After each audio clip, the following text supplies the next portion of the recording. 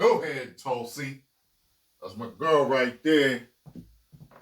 You ask me, it's a good chance of her being the first female president. Now, Tulsi got appointed something I can't remember. So let's watch this. Hopefully I will remember. All right. Let's get it.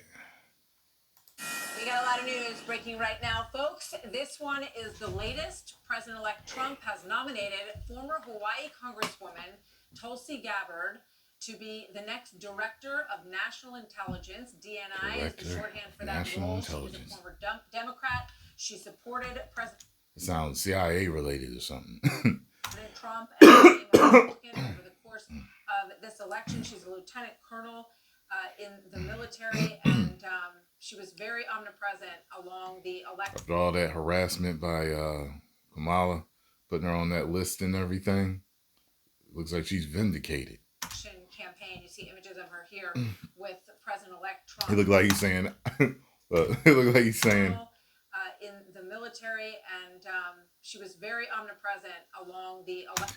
I told you I'd win, and I told you who I'd make you. Election campaign. You see images of her here with President-elect Trump.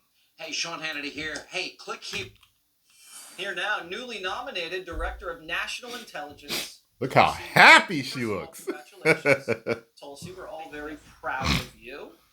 She grinned any harder, her face is gonna break. Airplane when this was offered to you, how did it go down? We had a great conversation and talked a little bit about the work that needs to be done. And I was grateful and honored to accept President Trump's offer to serve our country and support his objective to defend the safety, security, and freedom of the American people as the Director of National Intelligence. All right. How do you think foreign capitals are taking your nomination and the nomination of other people in the national security apparatus? It's a good question. I think President Trump has already shown how active he has been in not waiting around for day one on January 20th or 21st, but he's already leading. He's already engaging with so many of these world leaders around the world on the phone constantly, and he's showing the kind of leadership that the American people voted for. Do you expect resistance from the inside? Because there was a lot of resistance in the first term, and how would you deal with that? The American people delivered quite an incredible mandate for change in this election, with the popular vote and the electoral vote overwhelmingly saying, hey, we want Donald Trump as president, and we've had enough of the Harris-Biden regime. Of course, there's going to be resistance to change from the swamp in Washington. I think that's kind of the point. The American people Drain are the saying, swamp. hey, stop looking at yourselves. Stop focusing on your own power, your own It's a good position, color your on own her. bank accounts. How about we have leaders in Washington? Tulsi is a superhero. She got the rogue haircut. She former military. You know what I'm saying?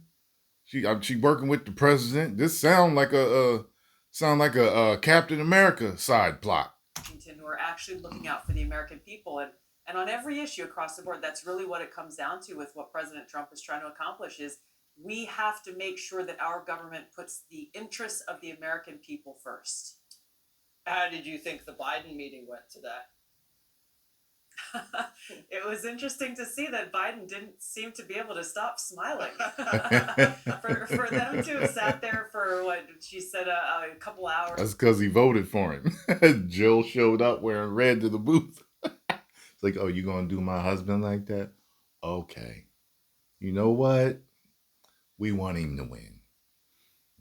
And good. I'm glad that they Trust sat me, Jill. She did just like that. They had a seemingly good conversation. President Trump, I'm sure, is eager to get to work and glad to be back there. What do you think Kamala's thinking right now? I can't even begin to venture. Kamala's somewhere punching the air. Come on, play. How she's feeling right now. The amazing thing is what I hope the American people are feeling is a sense of hope. And frankly, Jesse, I've been heartened to see how engaged people continue to be, even though the election is over, that they're really looking forward to That making red sure she that wearing their again? voices are continued to be heard. Color is that? As It we go looks through red, these but it next might be. couple of months, as I'm President Trump colorblind. takes office, Could be purple or as he begins pink or to lead this something. significant change in our government. To me, this is what an active and thriving democratic republic looks like. It's not just centered around an election every 2 years or every 4 years. It's going to continue to require an active populace in this country in order to bring about this kind of change that makes sure we have truly a government of, by, and for the people. And you're going to be very active working alongside this team. You got Waltz, you got Radcliffe, you got Pete Hegseth, Marco Rubio. How excited are you, and what are the plans? I think a lot of us, I think we're all eager to get to work. There is so much to be done. Meetings have already begun. President Trump is leading the charge in making sure that on day zero, once he takes that oath again on January 20th, that we're all chomping at the bit. Gotta re-oath him. I mean, that's why people are so excited. You can feel it. You can smell it in the air. Why they gotta re-oath him? He should just be able to come in here. Look, I've done this before. I'm eager to get ready. I'm eager to do this. All right, I do. Okay, let's go. Air almost. It's almost distracting because people can't wait. That was a joke. Watch somebody actually type. Well, they actually have to re-oath him because I'm like, you. It's a joke. To get started and see what you guys are going to be up to. Trust me, that happens to me all the time. I make jokes about stuff and people are like, well, actually. Democrat friends, you left the Democratic Party, you became a Republican. Now you are in a Republican administration. What's been the reaction from those people? Jesse, I'm actually pretty heartened. I've heard from some of my former Democrat colleagues who are still serving in office today, as well as some who've left and are no longer serving in the House or the Senate, reaching out and in what I hope could be and should be an effort for us to work together and put the American people first, to uphold, support, and defend the Constitution, and again, ensure the safety, security, and freedom of the American people. This should be the objective of every single member of the House and the Senate, every single person who works in our government. And so I was glad to hear from some of my former colleagues who I haven't heard from in a little while. That's really nice. I mean, you'd expect that in a republic. Everybody wants to be safe. Yes. Everybody wants to be secure. It should be bipartisan. Do you expect to get the support from leading Democrats when you push an America First agenda through?